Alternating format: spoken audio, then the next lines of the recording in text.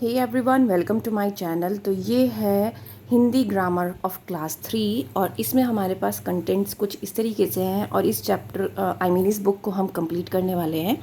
So first chapter है भाषा का। इसमें मैं आपको एक्सरसाइजेस साथ साथ करा के चलूँगी ताकि आपको कोई भी दिक्कत ना हो और आपका एक चैप्टर कंप्लीट हो जाए। So without wasting our time हम स्टार्ट करते हैं। भाषा मतलब जो हम बोलते हैं ये भाषा होती है।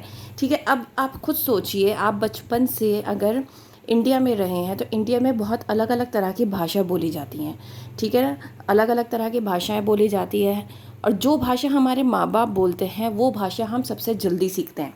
अगर वो हिंदी बोल रहे हैं तो हम हिंदी सीखेंगे, अगर वो इंग्लिश बोल रहे हैं तो हम इंग्लिश में बात करना पहले सीखेंगे, और अगर वो उर्दू बोल रहे हैं तो हम उर्दू में बात करना पहले सीखेंगे। तो मकसद ये है कहने का कि जैसा हम बोलते हुए अपने माँ बाप को या अपने आसपास में के वातावरण में देखते हैं उसी चीज़ को हम ग्रेस्प करते हैं और बचपन से वही हमारी क्या हो जाती है, मदर टंग हो जाती है। मदर टंग हम क्यों कहते हैं? मदर टंग मतलब जो हमारे माँ बाप ने, जो हमारी माँ बचपन से हम जो चीज़ सुनते आए हैं अपने माँ बाप के मुंह से, अपने भाई बहन के मुंह से, जिस लैंग्वेज को, उसी लैंग्वेज को हम क्या बोलते हैं, मदर टंग। आपने कई बार सवाल सुना होगा कि आपकी मदर टंग क्या है, हिंदी है या इंग्लिश है? तो मदर टंग, जैसे हम हिंदुस्तानियों की मदर टंग जो है वो हिंदी है बेसिकली, राइट? क्योंकि हम ऐसे माहौल में पले बड़े हैं जहाँ पर हमारे माँ बाप स्टार्टिंग से हमारे साथ क्या बोलते हैं, हिंदी बोलते हैं। बहुत कम ही घर ऐसे होंगे जहाँ पर इंग्लिश में बातचीत की जाती होगी कि कम्प्लीटली इंग्लिश में बातें की जा रही हैं, ताकि बच्चे के अंदर स्टार्टिंग से ही वो चीज़ इनकलकेट हो जाए कि भाई वो इंग्लिश में ही बात करे। लेकिन मोस्ट ऑफ द टाइम हम क्या करते हैं, हम हिंदी में ही बात करते हैं, कुछ वर्ड्स हम बीच में इंग्लिश के यूज़ करते हैं। तो वही चीज़ बच्चों में भी आप आजकल देखने को मिलती है कि बच्चा वही लैंग्वेज आपकी ग्रेस्प करता है। तो सभी प्राणी अपनी बात समझाने के लिए कुछ ध्वनियों का प्रयोग करते हैं। ये ध्वनियाँ सांकेतिक मतलब होता है जो संकेत के द्वारा, मतलब इशारे से। देखो मम्मा कितना प्यारा डॉल है ना, बच्चे इशारा करते हैं ना, हम कहते हैं ना ऐसे फिंगर पॉइंट आउट मत करो किसी को, हम हमेशा बच्चों को टोकते हैं ना। तो ये होता है संकेत। बच्चों को हिंदी में भी बता के चलिए और इंग्लिश में भी बता के चलिए इसका मीनिंग क्या होता है। देन उसके बाद मौखिक मतलब जो हम मुंह से बोलते हैं। लिखित मतलब जो हम लिख कर करते हैं। पशु पक्षी मतलब कि बर्ड्स एंड एनिमल्स भी अलग अलग ध्वनियाँ मतलब आवाज़ निकाल कर अपने मन की बात प्रकट करते हैं। अब आपको पता होगा कि जब बर्ड्स और एनिमल्स किस तरीके से अपनी लैंग्वेज को क्या करते हैं, एक्सप्रेस करते हैं, किस तरीके से बातचीत करते हैं। एक तो होता है कि मुंह से आवाज़ निकाल कर करते हैं, एक होता है कि वो भी अपनी बॉडी जेस्चर्स के थ्रू, जैसे कि हम ह्यूमन बींग्स क्या करते हैं, अपनी भवें चढ़ा लेंगे अगर हमें गुस्सा आ रहा है, या फिर हम अपना सैड सा मुंह बना लेंगे अगर हमें रोना आ रहा है, हम सैड हैं। तो इसी तरीके से बर्ड्स में और एनिमल्स में भी एक फीचर होता है, दैट मीन्स उनमें भी ऊपर वाले ने ऐसा दिया है कि वो भी कुछ ऐसे जेस्चर्स करते हैं जिसकी वजह से वो एक दूसरे की भावनाओं को समझ पाते हैं कि ये सैड है, एंग्री है, या फिर ये बहुत ज़्यादा शॉक्ड हुआ है किसी बात से।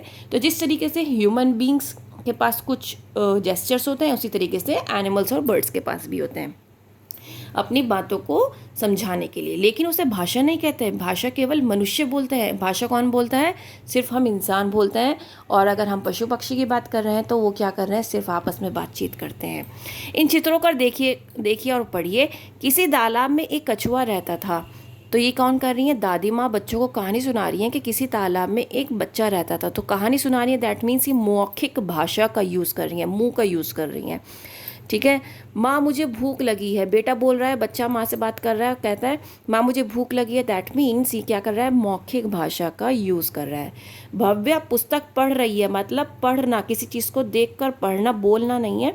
पर अगर बोल भी रही है ज़ोर ज़ोर से तो देखकर पढ़ रही है ना, तो दैट मीन्स वो लिखित भाषा है। पढ़ना भी एक आपकी मौखिक भाषा है। और ये अगर आपसे कहा जाए कि लिख रहे हैं, दैट मीन्स वो लिखित भाषा है। जैसे अतुल लिख कर गृह कार्य कर रहा है, तो ये क्या होगी, लिखित भाषा होगी बेसिकली। ठीक है। पढ़ना एक आपकी होगी मौखिक भाषा।